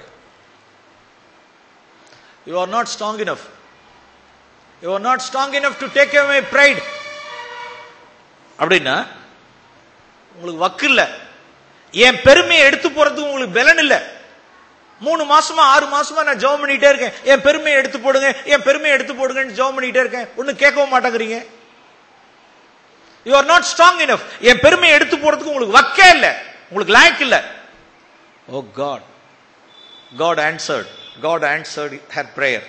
அடுத்த வரி, தேவன் மேடம் கயானுடைய ஜெபத்தை கேட்டார். சமயத்தில் இது மாதிரி சின்சியரா ஜெபம் பண்ண வேண்டியதுக்கு நமக்கு என்ன இருக்கணும்? தில் இருக்கணும். என்ன இருக்கணும்? தில் இருக்கணும். கட்ஸ் இருந்தா தான் ஜெபம் பண்ணலாம் சில பிரேயர்லாம். மறுநாள் சின்சியரா இவங்க ஜெபம் பண்றாங்களன்னு ஆண்டவர் ரொம்ப நாளா பார்த்திருக்கிறார். மறுநாள் தேவன் எப்படி ஆன்சர் பண்ணார் அப்படின்னா, எதுல இருந்து கால் வரைக்கும் ஸ்மால் பாக்ஸ் அப்படின்னா, ஸ்மால் பாக்ஸ்னா சின்ன மயில பேரு தான் இங்கிலீஷ்ல ஸ்மால் பாக்ஸ், ஆக்சுவலா அது என்னது? பெரியம்மை. இப்பெல்லாம் இல்ல, இப்ப பெரியம்மை எல்லாம் கிடையாதுல்ல, இந்த அதெல்லாம் வந்துச்சுன்னா எராடிகேட் பண்ணிடுவாங்க. சுத்தமா இந்தியாவில எராடிகேட் பண்ணிட்டாங்க அந்த அம்மை எல்லாம். பெருசு பெருசா கொப்பளமா வைரஸ் இன்ஃபெக்ஷன், எப்படி தலையிலேருந்து கால் வரைக்கும். அவருடைய வீட்டார் அப்படியே பதறி போயிட்டாங்க. அந்த நாட்கள் அதெல்லாம் இருந்தாங்கன்னா பாளையத்துக்கு புறம்பாக்க கூடியதான சச்ச வைரஸ் இன்ஃபெக்ஷன் நோய். ட்ரீட்மெண்ட்லாம் கிடையாது. இன்னைக்கும் வைரஸ்க்கு இன்ஃபெக்ஷனுக்குலாம் என்ன கிடையாதுன்னா இன்ஜெக்ஷன் இல்லை. அது 400 வருஷங்களுக்கு முன்னதாக பாரிஸ்ல அவ்வளவு ஸ்மால் பாக்ஸ்னால, அந்த அம்மையினால அவ்வளோ கொடூரமா கஷ்டப்படும் பொழுது அவருடைய பேரண்ட்ஸ் வீட்டார், ஒரு ராஜரீகமான ஒரு ஃபேமிலி, அரச பரம்பரை ஃபேமிலி போல, ஏதாவது எப்படி ட்ரீட்மெண்ட் கொடுக்கலாங்கிறதான ஆயின்மெண்ட்ஸ், ஆயில்ஸ் இதெல்லாம் பயன்படுத்துறதுக்காக அவங்கள்ட்ட வந்தாங்க. இது எனக்கும் என் தேவனுக்கும் உண்டான தனிப்பட்ட விஷயம். தேவன் என்னுடைய ஜெபத்திற்கு செவிசாய்த்து என்னுடைய அந்தரங்கத்தினுடைய ஜெபத்தை கேட்டு தேவன் எனக்கு கொடுத்தது. இதை அவர் என்ன செய்வார், இது எப்படி வைக்க போறார், இதை எப்படி எடுக்க போறார், இதை எப்படி சுகமாக்க போறாருலாம் கர்த்தருடைய கரத்தில் இருக்கு. அதெல்லாம் எனக்கு எதுவும் வேண்டாம், நீங்க போயிடுங்க. அப்படி அதுல எல்லாம் உண்மையில சாவணும், அந்த வியாதியெல்லாம் வந்து சாவணும். தேவன் ஹீல் பண்ணி, தேவன் மட்டாய் ஆச்சரியமானவராய் அனுகூலமானவராய் அந்த தட்டமை போல பெரிய அளவுக்கு இருந்ததான இந்த ஸ்மால் பாக்ஸ் அந்த அடையாள தழும்புகளை விட்டு செல்லணும்னா அவன் உடம்பு ஃபுல்லாவே பார்க்கவே சகிக்காது, அப்படி இருக்கணும். ஆனால் தேவன் கிருபையாய் 1-2 மார்க்ஸ் அடையாளங்கள் தழும்புகளை அங்கங்க விட்டு எதை எடுத்தார்? எதை எடுத்தார் சொல்லுங்க? எதையும் எடுத்துட்டார், எதையும் எடுத்துட்டார் சொல்லுங்க. 2 எடுத்தார் சொல்லுங்க. எதையும் எடுத்தார், எதையும் எடுத்தார்? பெருமையும் எடுத்தார், அழகையும் எடுத்தார். அவங்க கேட்டது அதுதான், என்னுடைய அழகுதான் என்னுடைய ப்ராப்ளம், என்னுடைய அழகுதான் என்னுடைய ப்ராப்ளம். அழகும் போச்சு, பெருமையும் போச்சு. ஆண்டவரே உங்களுக்கு நன்றி. அந்த லூசிஃபருடைய ஸ்பிரிட்டுக்குள்ள நான் போயிட வேண்டாம் ஆண்டவரே. அருமையானவர்களே, அந்த தாழ்மையிலே இருப்போம், தாழ்மையிலே இருப்போம். ஒருபோது நம்ம என்ன செஞ்சிட வேண்டாம், உயர்த்திட வேண்டாம். நமக்குள்ள இருக்கிற அபிஷேகம் நம்மளை விட்டு போயிடும். மேகஸ்தம்பம் அப்படியே நவுற ஆரம்பிச்சிடும். தாழ்மையா இருக்கிற வரைக்கும் தான், தாழ்மையா இருக்கிற வரைக்கும் நம்ம இடத்துல பரிசுத்த ஆவியானவருடைய அபிஷேகம் இருக்கும். தாழ்மை போயிடுச்சு, நம்ம உயர்த்துக்கிறோம் அப்படின்னு நினைச்சா ஸ்பிரிட் அங்க உள்ள இருக்காது, வெளியில கிளம்பிடும். இது 400 வருஷத்துக்கு முன்னால அந்த அம்மா அறிஞ்சிருந்திருக்கிறாங்க. ஆண்டவரே, இது மேட்டுமையான ஸ்பிரிட், இது உயர்த்துகிற ஆவி, இது லூசிஃபருடைய ஸ்பிரிட், என்னுடைய எதிரால நான் மேட்டுமை அடைஞ்சிட வேண்டாம். அந்த அம்மாவுக்கு அழகா இருக்கலாம், மற்றவங்களுக்கு வேற ஒரு காரியமா இருக்கலாம், ஒண்ணு பணமா இருக்கலாம், இல்ல திறமையா இருக்கலாம், பெரிய கிஃப்டா இருக்கலாம். ஆண்டவரே, நான் உயர்த்திட வேண்டாம், என்ன நான் உயர்த்திட வேண்டாம், நான் அல்ல, நான் மனத்தாழ்மையா இருக்கட்டும். சபையில வாலிபர்களுக்கு மாத்திரம் இல்ல, சபையில் உள்ள சகோதரர்களுக்கு ஒரு காரியத்தை சொல்ல விரும்புகிறேன். குடும்பத்தில் உள்ள மனைவிமார்களுக்கு ஒரு காரியத்தை சொல்கிறேன். எல்லாரும் நமக்கு தந்தருளினதான அபிஷேகம் இழந்து போகக்கூடாது.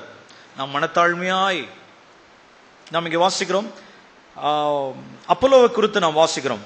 ஆதி அப்போஸ்தலர் நடபடிகள் 18ஆம் அதிகாரம், அப்போஸ்தலர் நடபடிகள் 18ஆம் அதிகாரம். It's a wonderful man, Apollo. அப்போஸ்தலர் நடபடிகள் 18ஆம் அதிகாரம். சகோதரர்களுக்கானாலும் சரி, சகோதரிகளுக்கானாலும் சரி, திருச்சபையில நாம் 28ஆம் வசனம், அப்போஸ்தலர் நடபடிகள் 18ஆம் அதிகாரம் 28ஆம் வசனத்தில் அப்போலோவை குறித்து அங்கு வாசிக்கிறோம். அவன் அப்போலோ அங்கே வந்த பின்பு வெளியரங்கமாக யூதர்களுடைய பலவாய் தர்க்கம் பண்ணி இயேசுவே கிறிஸ்து என்று வேத வாக்கியங்களை கொண்டு திருஷ்டாந்தப்படுத்தினபடியால் கிருபையினாலே விசுவாசிகளானவர்களுக்கு மிகவும் என்னவாயிருந்தான், உதவியன். அதாவது அப்போலோ சபை மக்களுக்கு, அப்போலோ சபை மக்களுக்கு, கிறிஸ்துவ விசுவாசிகளுக்கு அவன் மிகவும் உதவியாயிருந்தான். We need Apollos. Paul நட்டான், அப்போலோ நீர் பாய்ச்சினான், அப்போலோ நீர் பாய்ச்சினான், என்கரேஜ் பண்ணான், ஜனங்களை உற்சாகப்படுத்தினான், ஜனங்களுக்கு மிகவும் ஆசீர்வாதமாய் உதவியா இருந்தான். எப்படி எப்படி இப்படி உதவியா இருக்க முடியும்? தாழ்மையா இருக்கிறவர்கள் மாத்திரமே, மனத்தாழ்மையா இருக்கிறவர்கள் மாத்திரமே சபைக்கு உதவியாய், பேர் உதவியாய், மிகுந்த ஆசீர்வாதமாய் இருக்க முடியும். அவனுடைய தாழ்மையை கொஞ்சம் பாருங்க. நாம் 24ஆம் வசனத்திலிருந்து காண்பிக்க விரும்புகிறேன். ஆல் பிரதர்ஸ், அலெக்சாந்திரியா பட்டணத்தில் பிறந்தவனும் சாதுரியவானும் வேதாகமங்களில் வல்லவனும் அப்போலோ என்று பெயர் கொண்ட ஒரு யூதன் எபேசு பட்டணத்துக்கு வந்தான். 25ஆம் வசனம், அவன் கர்த்தருடைய மார்க்கத்திலே உபதேசிக்கப்பட்டவன், யோவான் கொடுத்த ஸ்தானத்தை அறிந்தவன், ஆவியிலே அனல் உள்ளவன், கர்த்தருக்கு அடுத்தவைகளை திட்டமாய், இன் ஆங்கில வேதாகமத்திலே he preached the word of God accurately, with accuracy, accurately. அவனை என்னென்னலாம் சொல்ல விரும்புறான் பாருங்க. 24, 25 அவனுடைய கேரக்டர்ஸ் என்னென்னலாம் போட்டிருக்கு பாருங்க. சாதுரியவான், வேதாம் ஸ்கிரிப்சர்ல எமினன்ட் ஃபெலோ. ஸ்கிரிப்சர்னா தலையை சொரியறதெல்லாம் கிடையாது. ஓல்ட் டெஸ்ட்மென்ட்ல வேர்ட்ஸ் எல்லாம் பக்கா. பழைய உடன்படிக்கையினுடைய புஸ்தகங்கள் எல்லாம் நல்ல எக்ஸலன்ட் எமினன்ட் ஃபெலோ அப்போலோ. சாதுரியவான். இப்ப எப்படி ஒரு காஸ்பல் மீட்டிங் நடத்தணும்னா காஸ்பல் மீட்டிங் நடத்த தெரியும். இந்த காஸ்பல் இப்ப யூதர்கள்னா யூதர்களுக்கு எப்படி வார்த்தை கொடுக்கிறது, கிரேக்கர்னா கிரேக்கர்களுக்கு எப்படி வார்த்தை கொடுக்கிறது, வேதத்தை அறிந்தவர்களுக்கு எப்படி வார்த்தை கொடுக்கிறது, வேதத்தை அறியாதவர்களுக்கு எப்படி, இது ஃபர்ஸ்ட் மீட்டிங்னா எப்படி, சர்ச் மீட்டிங்னா எப்படி, he knows everything. சாதுரியவான், வேதாகமத்தில் வல்லவன், எமினன்ட் ஃபெலோ, ஸ்கிரிப்சர்ல எக்ஸலென்ட். இன்னும் கீழே 25ஆம் வசனத்துல கர்த்தருடைய மார்க்கத்தில் உபதேசிக்கப்பட்டவன், ஆவியில் ஜெலஸ் பிரதர், ஆவியில் அனல் உள்ளவன், ஆவியில் அனல் உள்ளவன். இப்படிப்பட்ட பிரதர்ஸ் எல்லாம் கையிலே பிடிக்க முடியாது. ஆவியில் அனல் உள்ளவன். இன்னும் சொல்ல போனால் கர்த்தருக்கு அடுத்தவைகளை திட்டமாய், with accuracy, with all accuracy, துல்லியமாய் போதிக்கிறவன். ஏ அப்பா, இவன் பெரிய ஆளு. ஒரு 5 விஷயங்கள் அருமையான குறித்து போட்டிருக்கு. ஸ்காலர், ஸ்கிரிப்சர்ல எமினன்ட் ஃபெலோ, கர்த்தருடைய மார்க்கத்தில் உபதேசிக்கப்பட்டவன், ஆவியில் அனல் உள்ளவன், அக்யூரஸியா போதிக்கிறவன். இப்படி ஒரு நாள் வந்து மீட்டிங்ல பேசிட்டு இருக்கிறார். மீட்டிங்ல அப்போலோ பேசிட்டு இருக்கிறார். மீட்டிங்ல இந்த பக்கம் ஆக்கிலா உட்கார்ந்து இருக்கிறார், இந்த பக்கம் பிரிஸ்கில்லா உட்கார்ந்துருக்காங்க. கொஞ்சம் அவனோட it's a young fellow. Apollo ஒரு யங் மேன், ஒரு எல்டர்லி கப்பல், மெச்சூர்ட் கப்பல். அப்போஸ்தலனாகிய பவுலோடு கூட இருக்கிறதான டீம்ல இருக்கக்கூடியதான இந்த காட்லி கப்பல் அக்கிலா பிரிஸ்கில்லா. மீட்டிங் முடிச்சதுக்கு அப்புறம் அப்போலோக்கு கை கொடுத்துட்டு அப்படி வெளியில வந்து ஹஸ்பண்டோட ரெண்டு பேரும் கை கொடுத்து, எக்ஸலண்ட், இட்ஸ் நல்ல good delivery, it's wonderful word of God, அருமையா இன்னைக்கு ஷேர் பண்ணி ரொம்ப சூப்பரா இருந்துச்சு, நல்லா என்கரேஜ் பண்ணி. சாயந்தரம் எங்க வீட்டுக்கு பக்கத்துல தான் இருக்கு பிரதர், ஒரு 3வது தெருவில் இருக்கு. சும்மா ஈவினிங் ஒரு ஸ்நாக்ஸ், ஒரு டீ வந்துட்டு போலாமா? ஓகே வரேன். ஒரு ஸ்நாக்ஸ்க்காகவும் ஒரு டீக்காகவும் அந்த அப்போலோ அப்படி கூப்பிட்டாங்க. ஆக்கிலாவும் பிரிஸ்கில்லாவும் வீட்டுக்கு அழைச்சிட்டு போய் ஒரு பப்ஸ் கொடுத்துட்டு ஒரு டீ போட்டு கொடுத்துட்டு அவர் என்கரேஜ் பண்ணிட்டு அவருடைய காரியங்கள் எல்லாம் விசாரிச்சுட்டு எல்லாம் பேசி முடிச்சுட்டு, கொஞ்சம் கவனிக்கிறீங்களா? 25ஆம் வசனத்தில் எப்படி வாசிச்சோம்? கர்த்தருக்கு அடுத்தவைகளை திட்டமாய், அப்படிதானே? அவன் எப்படி போதிக்கிறவன்? அப்போலோ போதிச்சா எப்படி போதிப்பார்? திட்டமாய், அக்யூரேட்டா போதிக்கிறவர். இப்ப 26ஆம் வசனம், அவன் ஜெபாலயத்தில் தைரியமாய் பேச தொடங்கின பொழுது ஆக்கிலாவும் பிரிஸ்கில்லாலும் அவன் பேசுகிறதை கேட்டு அவனை வீட்டுக்கு அழைச்சிக்கிட்டு போய், அப்படிதானே? அவனை சேர்த்து கொண்டுங்கிறப்ப நான் எப்படி வாசிக்கிறேன்? அவனை எங்க அழைச்சிக்கிட்டு? அவனை தங்கள் வீட்டுக்கு அழைத்து கொண்டு போய் கொஞ்சம் டீ காபி பிஸ்கட்லாம் கொடுத்து தேவனுடைய மார்க்கத்தை எப்படி எப்படி எப்படி வார்த்தை போட்டிருக்கு? என்ன திட்டமாய்? அதிக திட்டமாய், மோர் அக்யூரசி, மோர் அக்யூரேட்லி திட்டமாய், அதிக திட்டமாய் அவனுக்கு என்ன செய்தார்கள்? அவனுக்கு விவரித்து காண்பித்தார்கள்.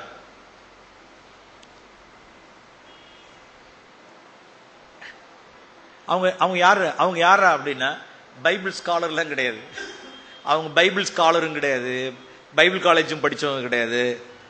ரெண்டாவது டென்ட் மேக்கர்ஸ், கூடார வாசிங்க, டென்ட்டை ப்ரிப்பேர் பண்றவங்க, அப்படி போய் மீன் பிடிக்கிறவங்க மாதிரி வச்சுங்களேன், மீன் பிடிக்கிறவங்க, செம்படவர்கள், போட்ல போய் மீனுங்கெல்லாம் பிடிச்சிட்டு வந்து ஏலம் விட்டு வித்துட்டு வீட்டுக்கு வர்றவங்க. அவங்க 2 பேரும் பார்த்துட்டு இவங்களை அழைச்சிட்டு போய் பப்ஸ் கொடுத்து பேசினாங்கன்னா, பிரதர் எக்ஸலன்ட் பிரதர், ஆனா கொஞ்சம் ஒரு அக்யூரேசி, இன்னும் கொஞ்சம் மோர் அக்யூரேட்லி அப்படின்னு ஒரு காரியத்தை கரெக்ட் பண்றாங்கன்னு வச்சுங்க.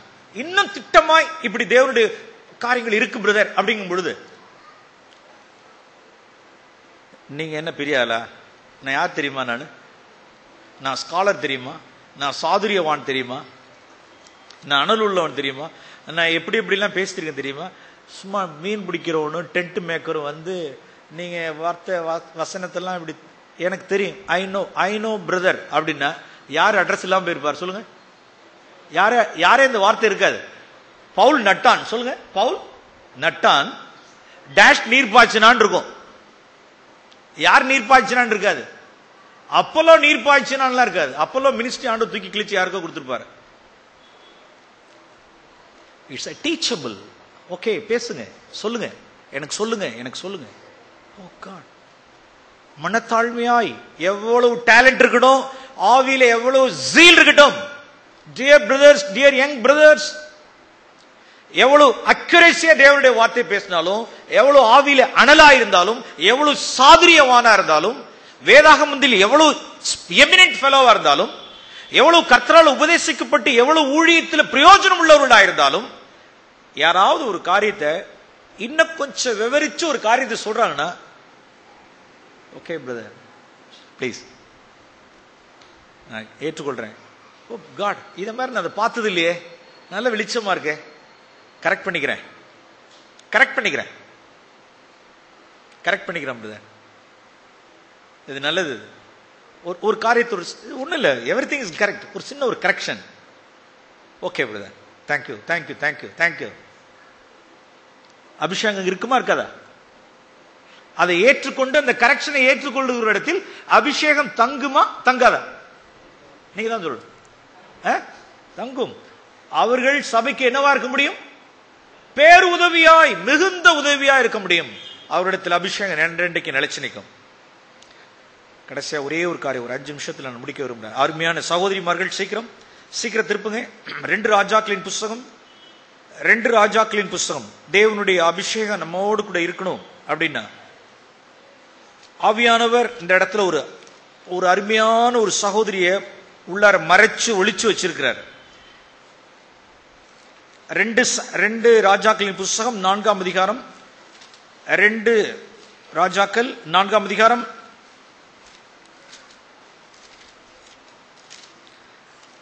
நாம் இங்க வாசிக்கிறோம் எலிசாவை குறித்தும். அங்க ஒரு ஊர். 8ஆம் வசனம். 2 ராஜாக்கள் 4ஆம் அதிகாரம் 8ஆம் வசனம். ஒரு நாள் எலிசா சுனேமுக்கு போயிருந்த பொழுது அங்கே இருந்த கனம் பொருந்திய ஒரு ஸ்திரீ.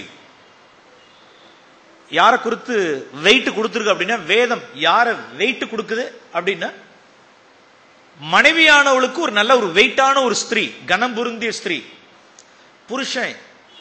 புருஷனை குறித்து எதுவும் வெயிட் இல்லை. நான் நினைக்கிறேன் அந்த சூனேம்ல ஒரு பெரிய ஜட்ஜா கூட இருக்கலாம். சூனேம் டவுன்ல அந்த பட்டணத்தில் உள்ள ஒரு ஜட்ஜா கூட இருக்கலாம். இல்ல அந்த காலேஜில் ஒரு மெடிக்கல் காலேஜ் இருக்குன்னா மெடிக்கல் காலேஜினுடைய டீன் அப்படின்னு இருக்கலாம்.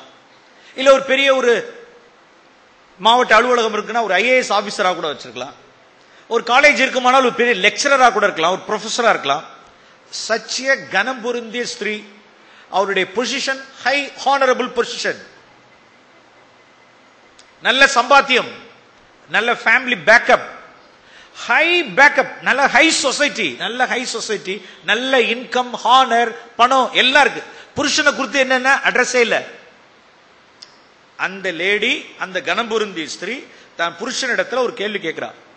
நம்ம வீட்டுக்கு வருகிறதானே இந்த எலிசாவுக்கு, தேவ மனுஷனுக்கு மாடியில ஒரு ரூம் கட்டலான்னு யோசிக்கிறேன். நீங்க ஓகேன்னு சொன்னீங்கன்னா ரூம் கட்டலாம், இல்லைன்னா வேண்டாம். கனம் பொருந்திய ஸ்திரீ தன் புருஷனிடத்துல உன்னை கேட்டு கீழே கேட்கிறா. கனம் பொருந்திய ஸ்திரீ புருஷன் 9ஆம் வசனம். தன் புருஷரை நோக்கி, நம்மிடத்தில் வந்து போகிற ஒரு பரிசுத்தவான் என்று காண்கிறேன். நாம் மெத்தையில ஒரு சிறிய வீட்டை கட்டி அவரை அங்க தங்க வைக்கலாம். கீழே 11ஆம் வசனம். அவன் வந்து அந்த அறை வீட்டில் தங்கினா புருஷன் என்ன கொடுத்துட்டார் சொல்லுங்க? புருஷன் ஓகே கொடுத்துட்டார், பர்மிஷன் கொடுத்துட்டார், வீட்டை கட்டியாச்சு. See, dear sisters, கனம் பொருந்திய ஸ்திரீ புருஷனிடத்துல ஒரு ஆலோசனை கேட்டுட்டு ஒண்ணு செய்யறா. தாந்தோந்தித்தனமா தான் இஷ்டத்துக்கு. முட்டா புருஷா, ஒன்ட்ட என்னடா நான் கேட்கணும்? நீ என்ன பெரிய ஆளா? நான் IAS ஆபீசர், IPS ஆபீசர், இந்த ஊரினுடைய பட்டணத்தினுடைய ஜட்ஜு. நான் படிச்சிருக்கிற படிப்பு என்ன தெரியுமா? நீ என்ன தெரியுமா? நான் எவ்வளவு போட்டுட்டு வந்தேன் தெரியுமா? என் ஃபேமிலி பேக்கப் என்னன்னு தெரியுமா? நான் எவ்வளவு படிச்சிருக்கேன்னு தெரியுமா? எனக்கு இருக்கிற அறிவு என்ன தெரியுமா? ஞான சூன்யம். ஷட்.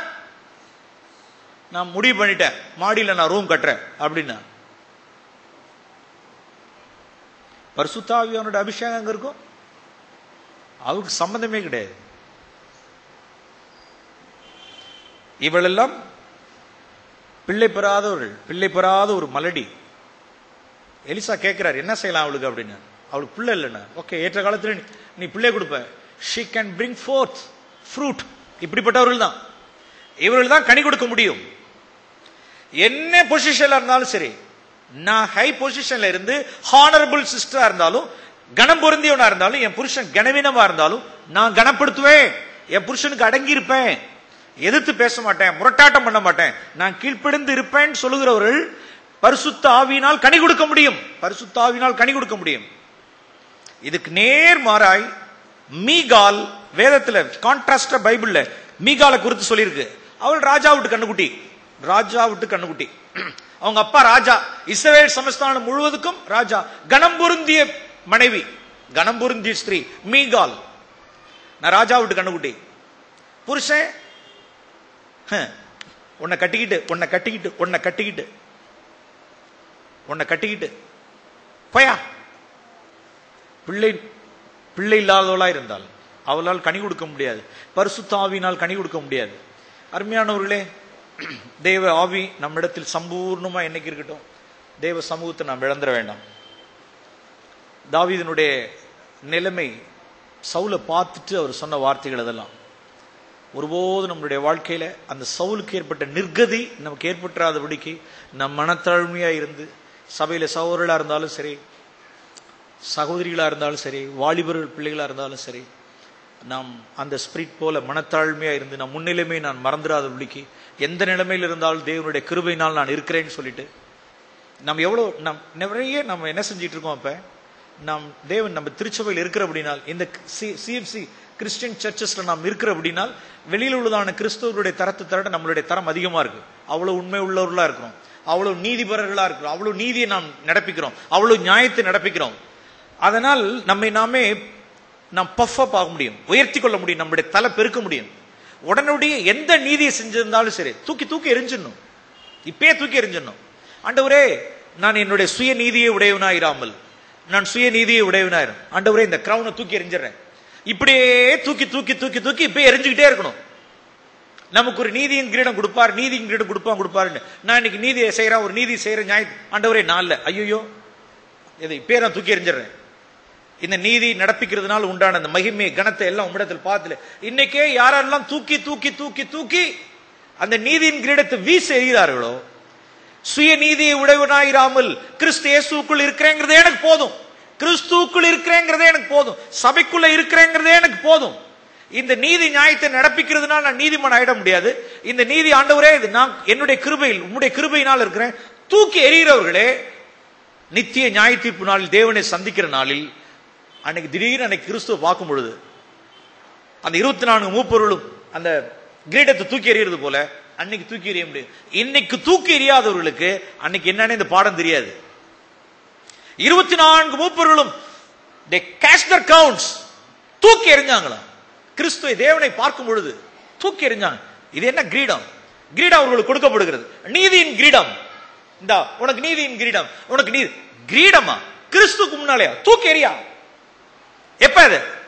இப்பயே தூக்கி தூக்கி எறிஞ்சிட்டே இருக்கணும். நோ நோ நோ, நான்ல கிருபை கிருபை கிருபை.